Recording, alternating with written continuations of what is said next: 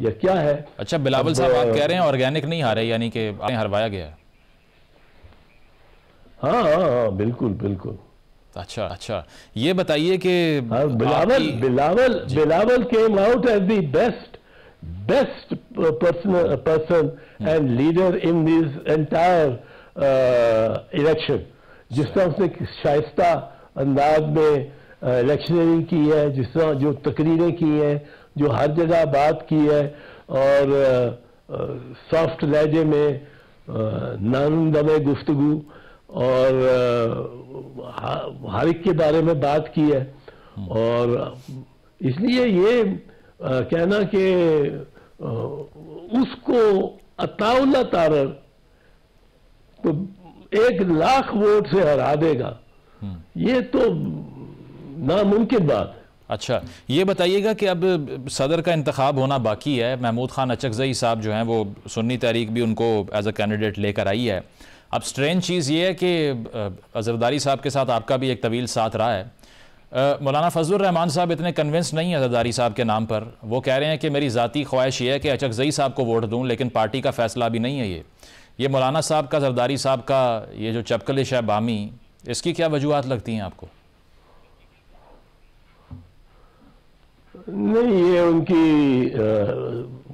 بڑی زیادہ ہی خلیج پڑ گئی لگتی ہے، کیونکہ بڑے دوست ہیں اور بڑے اچھے دوست ہیں، اور زرداری صاحب بھی بڑی تعظیم کرتے ہیں مولانا کی، اور مولانا بھی بڑی ان سے پیار محبت کرتے ہیں، اور دونوں آپس میں بڑے بے تکلف بھی ہیں.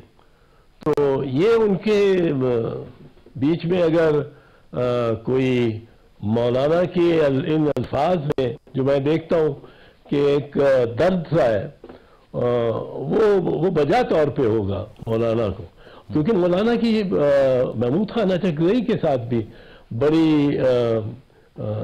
بڑی گرم جوشی اور انتہائی پیار، اور انہوں نے ساتھ چلے ہیں ایک عرصہ سے، اور میرا خیال ہے پی ڈی ایم میں بھی منفرد تھے یہ آپس میں دوستی کے.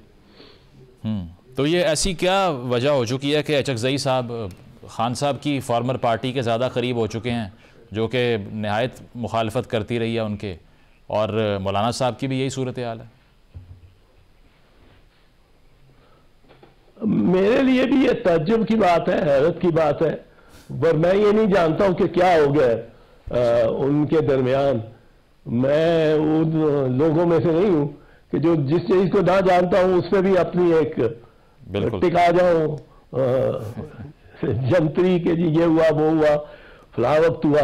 صحیح. جس چیز کا مجھے نہیں ہے کیونکہ ان کی بڑی ذاتی طور پہ بڑی پائیدار دوستی تھی. ٹھیک ہے. اور زرداری صاحب بھی اپنے دوستوں کو یوں چھوڑنے والے نہیں ہیں. آخری سوال ہے تزاد صاحب، فیوچر کیا لگتا ہے اس کولیشن گورنمنٹ کا؟ بہت سے لوگ دعوے کر رہے ہیں 2 سال بھی نہیں چل سکتی، بہت انسسٹینیبل ہوگی، انتخابی دھاندلی کے الزامات کا شکار ہوتی رہے گی. آپ کا بھی یہی ویو پوائنٹ ہے؟ یہ ذرا بڑی مشکل میں رہے گی پارلیمنٹ. ایک تو گورنمنٹ جو ہے وہ بڑے انڈر پریشر رہے گی، قیمتیں بڑھ رہی ہوں گی، بے روزگاری بڑھ رہی ہوگی، بھوک اور باقاعدہ بھوک، ہنگر پیٹ میں وہ اس کی تکلیف بڑھ رہی ہوگی. بچوں کے کو سنبھالنا لوگوں کے لیے اور مشکل ہو جائے گا، اور اس میں یہ گورنمنٹ بڑی انڈر پریشر آئے گی. تو اس میں کیا کچھ کوئی اور ہی ڈیم پھٹ جائے اور پانی سیلاب پورا آ جائے، یہ بھی امکانات میں ہے میں سمجھتا ہوں. صحیح.